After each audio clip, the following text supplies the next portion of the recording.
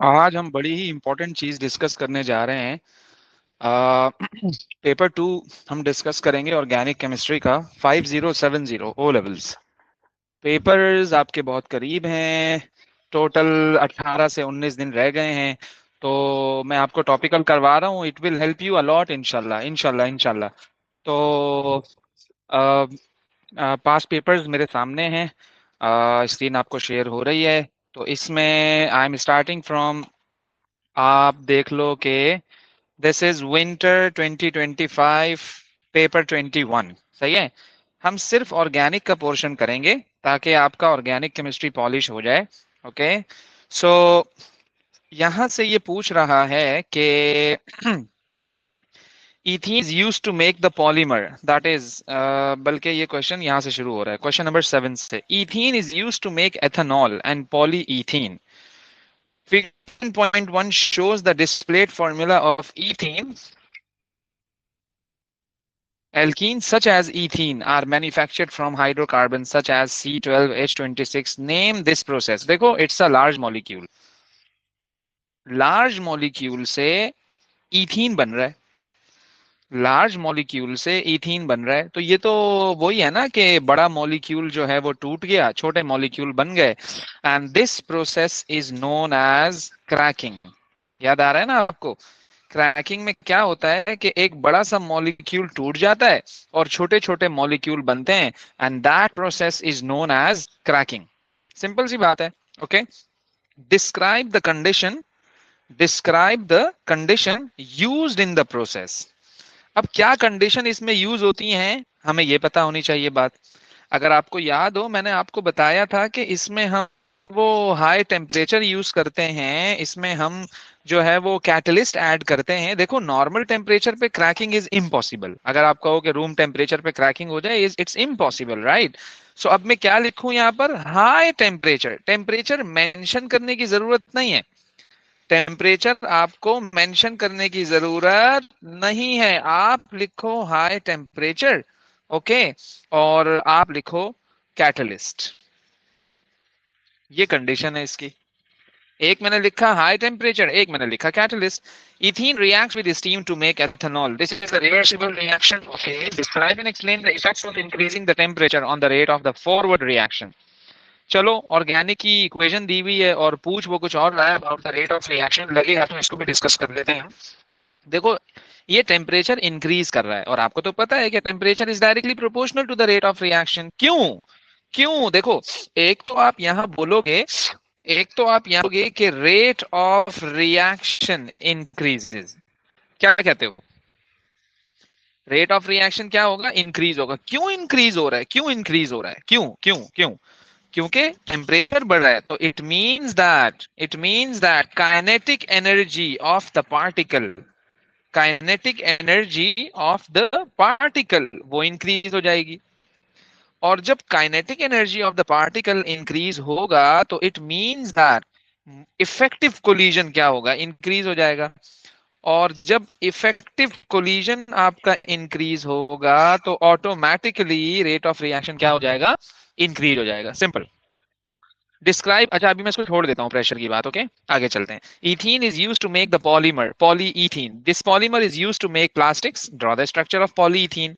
तो मैंने आपको क्या बात सिखाई थी कि जब भी आपको पॉलीमर बनाना हो, एक तो मैं आपको बात बता दूं, पहले तो आप ना इथीन का स्ट्रक्चर बना दो ताकि आपके लिए चीजें आसान हो जाएं। ये इथीन है। ये क्या है? ये क्या है? ये इथीन है।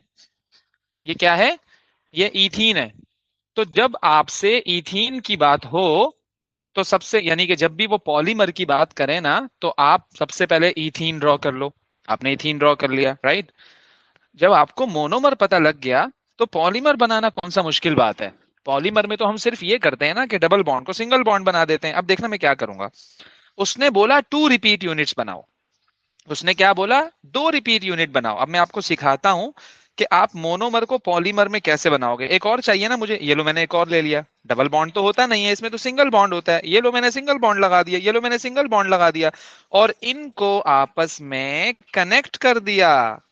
और जो मैंने ये वाली लाइंस ड्रॉ की है ना, ये वाली, ये शो कर रहा है कि यार अभी और भी हैं। क्योंकि पॉलीमर में आपके पास बहुत सारे कार्बन एटम्स होते हैं, वो कह रहे हैं उस बहुत सारों में से आप सिर्फ दो ड्रॉ करो, तो मैंने दो ड्रॉ कर दिए। तो ये मेरा एक रिपीट यूनिट है, ये मेरा दूसरा रिपीट यूनिट है, उसने दो बोले थे मैंने दो बना दिए, that's it, simple. State 2, environmental challenges caused by the disposal of polyethylene। जब आप इसको डिस्पोज करते हो, फेंकते हो पॉलीथीन को, बोले तो प्लास्टिक को, तो क्या इन्वायरमेंटल इफेक्ट आता है उसका? Remember, number one thing is that कि जब आप इसको जब ये जलता है, बर्न होता है, कंबस्ट होता है, तो याद रखना इससे टॉक्सिक गैसेस रिलीज होती हैं। ये सबसे बड़ा इन्वायरमेंटल इम्पैक्ट है इस पॉलीमर का। तो क्या लिखूं मैं, क्या लिखूं मैं कि it forms it forms toxic gases, toxic gases after, या हम कह सकते हैं कि ड्यूरिंग बर्निंग। क्या कहते हो? जब ये बर्न होगा तो टॉक्सिक गैसेस रिलीज करेगा, ये इसका एनवायरमेंटल इंपैक्ट है। और क्या हो सकता है इसमें? दूसरा ये कि आपका जो लैंडफिल साइट है, लैंडफिल साइट है वो फिलअप हो जाएगा। अगर आपका लैंडफिल साइट फिलअप हो गया तो ऑफ कोर्स मजीद उसके अंदर फिर आप गुंजाइश नहीं रहेगी कि आप और उसमें डिस्पोज करते जाओ प्लास्टिक। ये भी एक इन्वायरमेंटल इम्पैक्ट है इसका, बात को समझो जरा। तो मैं दूसरा इम्पैक्ट क्या लिखूं कि लैंडफिल, मैं क्या लिखूं? लैंडफिल्स साइट्स में fill up.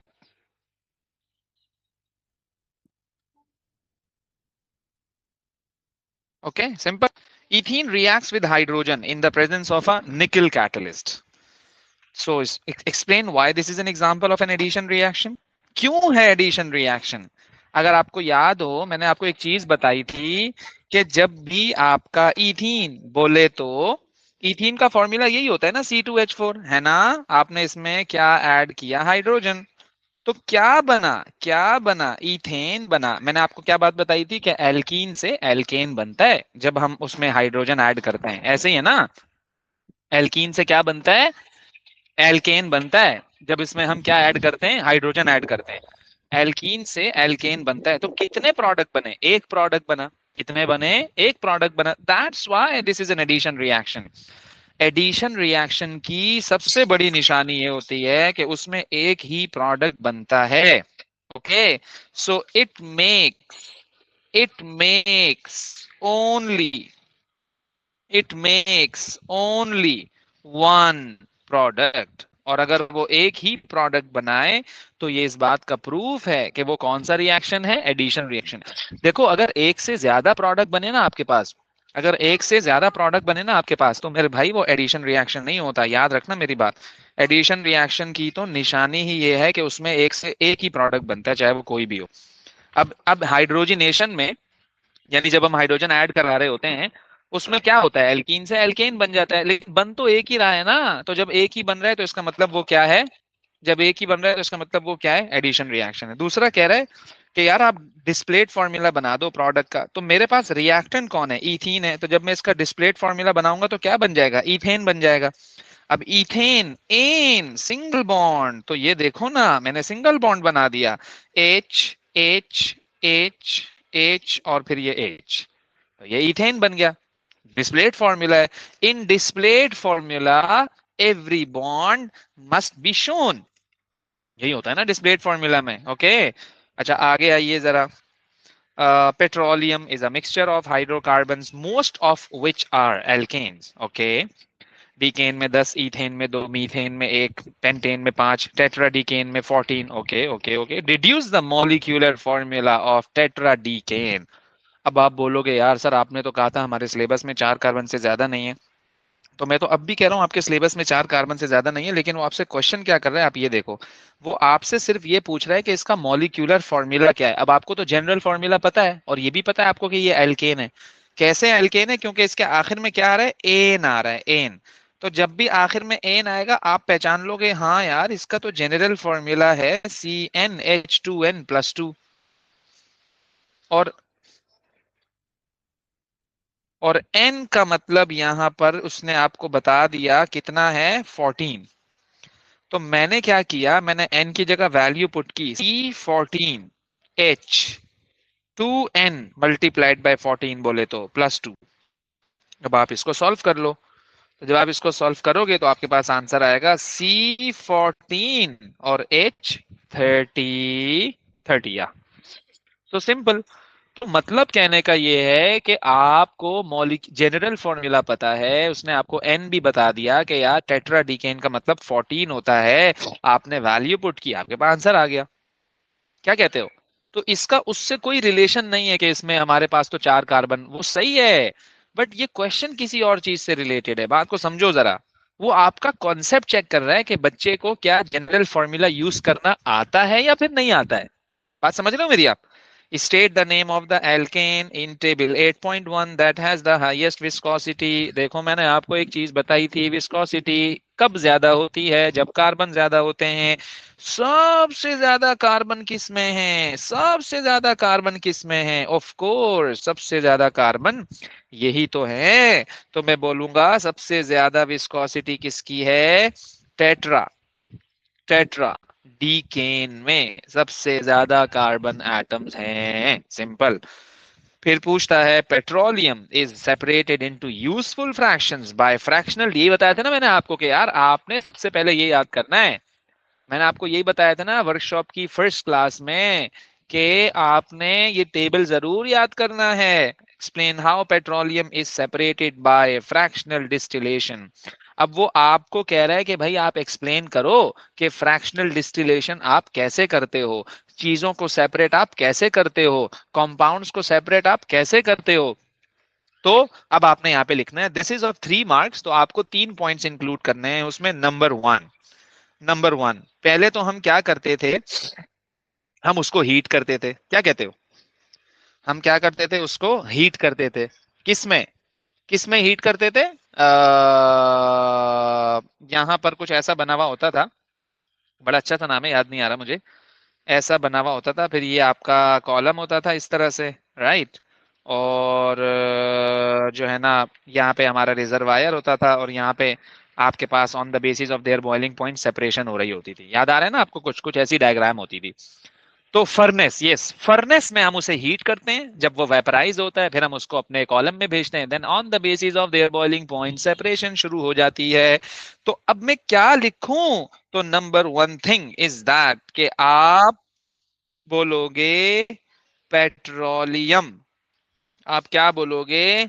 Petroleum is heated। Petroleum is heated। Okay, petroleum is heated and then,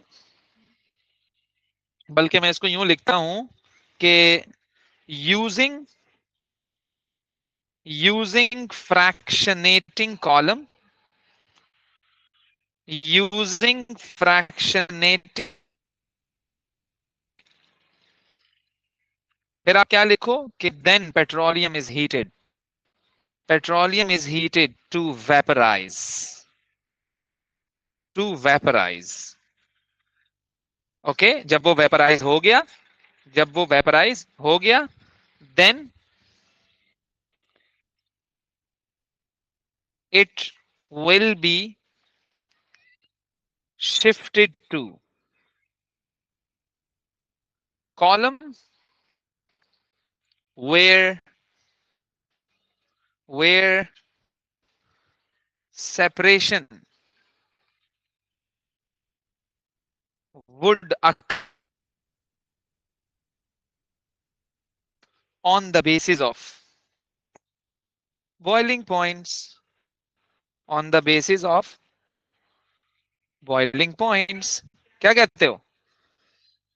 अगर आपको याद हो, सबसे नीचे वो होता था टार, फिर नैप्था होता था, फिर डीजल होता, अपना अपना अपना अपना अपना अपना क्या कहते हैं, क्या कहते हैं, क्या कहते हैं, लुब्रिकेटिंग ऑयल होता था।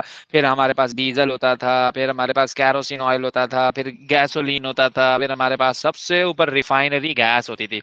तो मेरे भाई, जो चीजें नीचे सेपरेट हो रही हैं उनका बॉइलिंग पॉइंट ज्यादा है, और जो चीजें ऊपर सेपरेट हो रही हैं उनका बॉइलिंग पॉइंट कम है। इन शॉर्ट, सेपरेशन होती है on the basis of boiling point, isn't it? तो यही मैंने यहाँ पे लिख दिया। 3 मार्क का क्वेश्चन है। स्टेट 1 यूज, देखा मैंने आपको बोला था ना कि यूज याद करने हैं।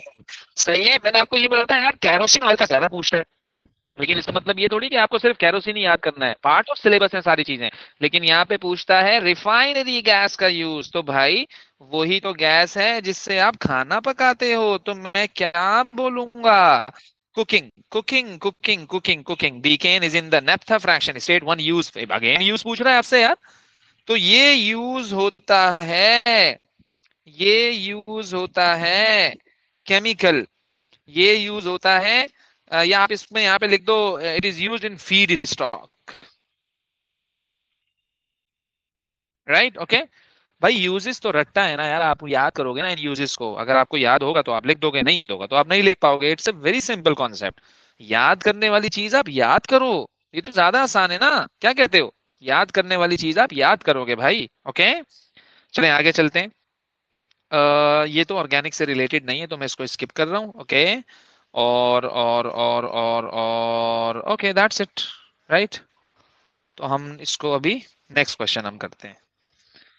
चलें जी आगे हम आए, तो हमारे पास पेपर आया विंटर 2025, पेपर 2 2, वेरिएंट 2 है ये।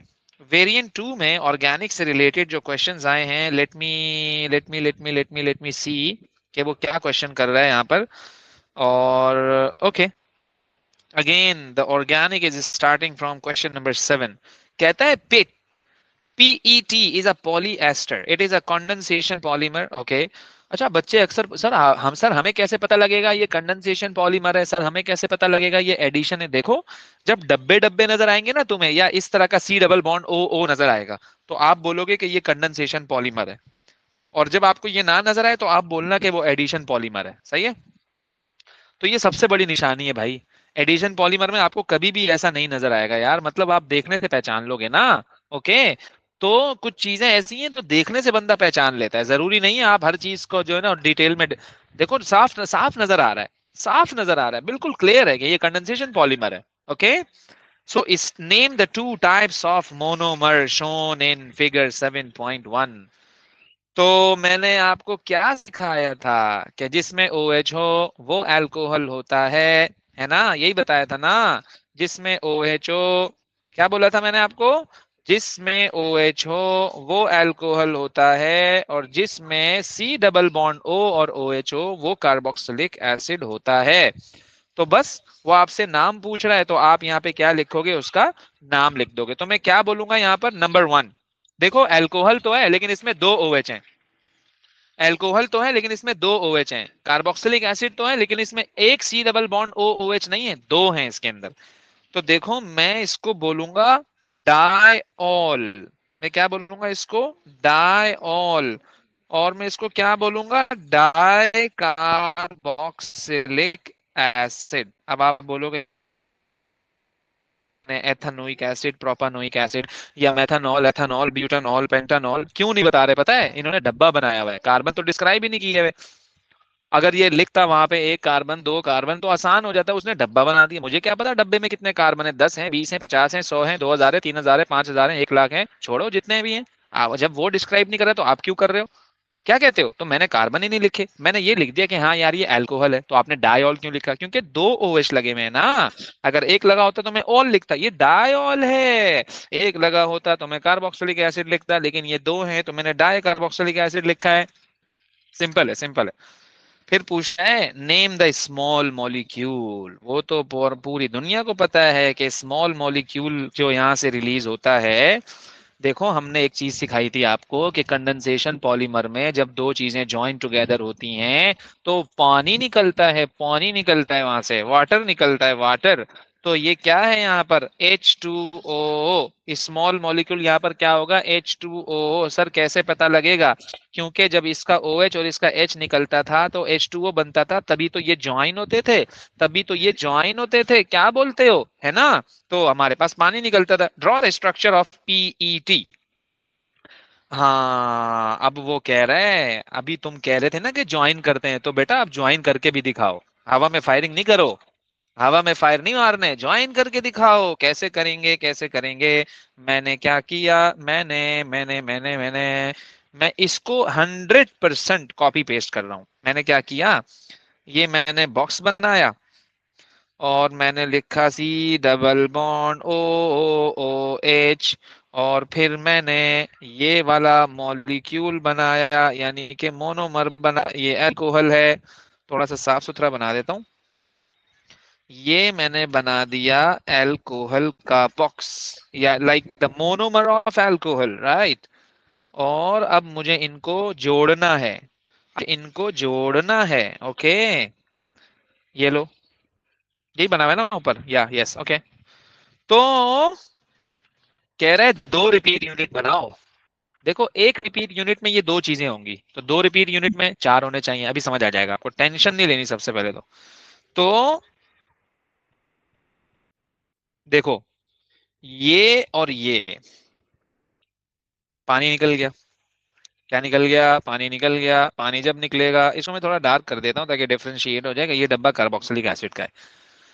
तो जब पानी निकल गया ना, तो पता है आप क्या करोगे? इसको ऐसे जोड़ देना, इसको ऐसे जोड़ देना। ये इसका डब्बा है, लाइन लाइन वाला। और से देखना यार, क्योंकि मैं रिकॉर्ड कर रहा हूं, तो आप इसको बार बार जो है ना रिवर्स करके देख लेना कि यार यहाँ मैं कर रहा क्या हूँ। ये C double bond O as it is है। इसको मैंने यहाँ पे एक लाइन खींच दी, क्योंकि देखो हमें पॉलीमर में ना कॉन्टिन्यूअस चेन बनानी होती है। तो मैं सपोज कर रहा हूँ यार, इससे पहले भी कोई मॉलिक्यूल होगा, समझ रहे हो बात को, और इसके बाद भी कोई मॉलिक्यूल होगा। ये मेरा एक मोनोमर है, ये मेरा एक मोनोमर है। सर आपने O क्यों बनाया? देखो जब आप OH को रिमूव कर रहे हो ना, यानी इसका H रिमूव कर रहे हो, तो देखो यहाँ से भी होगा, यहाँ से भी होगा। बात को समझना जरा। इसका OH रिमूव कर रहे हो तो यहाँ से भी होगा, यहाँ से भी होगा। क्योंकि बहुत सारे मोनोमर्स होते हैं जो आपस में ज्वाइन टुगेदर होते हैं। अभी मैंने एक जो है ना वो बनाया है, क्या कहते हैं उसको, एक रिपीट यूनिट। उसने दो पूछे हैं। अब मैं पता है क्या करूंगा? अब मैं पता है क्या करूंगा? मैंने एक और कॉपी पेस्ट कर दिया, तो ये मुझे असल में बनाने